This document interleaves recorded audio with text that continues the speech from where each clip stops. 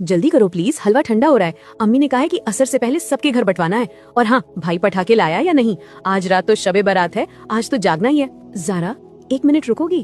तुम इतनी परेशान क्यों लग रही हो? परेशान नहीं हूँ, बस तैयारी कर रही हूँ। आज की रात तो सबसे बड़ी रात है ना, सारे गुनाह माफ होंगे, किस्मत लिखी जाएगी। अगर आज नहा धोकर नए कपड़े पहनकर हलवा नहीं बांटा तो लगता है कुछ कमी रह गई। ज़ारा, जो तुम कर रही हो, क्या ये अल्लाह और उसके रसूल सल्लल्लाहु अलैहि वसल्लम ने बताया है या हमारे कल्चर ने? मतलब सब करते हैं, बचपन से देखते आ रहे हैं, इसमें गलत क्या है? गलत ये है ज़ारा कि हमने त्योहार और इबादत को मिक्स कर दिया है। जो चीज दीन में है ही नहीं, उसे हमने दीन बना लिया है।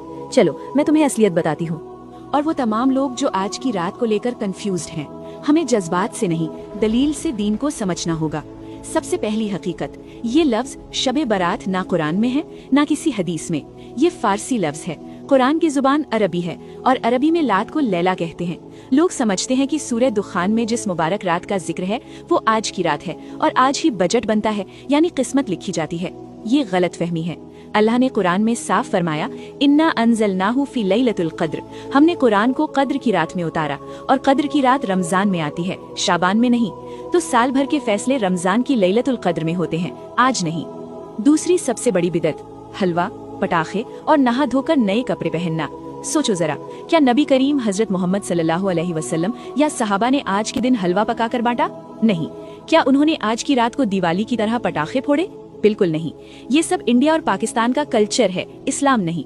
इस्लाम में हलवे की कोई खास फजीलत नहीं है। मीठा पसंद होना अलग बात है, लेकिन उसे सवाब का जरिया बना लेना बिदअत है। तीसरी गलती, सिर्फ 15 शाबान को रोजा रखना और बाकी महीना खाली छोड़ देना। सही हदीस बुखारी से साबित है कि अल्लाह के नबी शाबान के पूरे महीने में कसरत से रोजे रखते थे। उन्होंने कभी सिर्फ 15 तारीख को फिक्स करके त्योहार नहीं बनाया। याद रखो, दीन उतना ही है जितना मोहम्मद सल्लल्लाहु अलैहि वसल्लम देकर गए हैं। जब हम अपनी तरफ से चीजें ऐड करते हैं, जैसे 100 रकत की स्पेशल नमाज या हलवा, तो वो इबादत नहीं बिदअत बन जाती है और हर बिदअत गुमराही है। या अल्लाह, मैं तो इसे सवाब समझकर कर रही थी।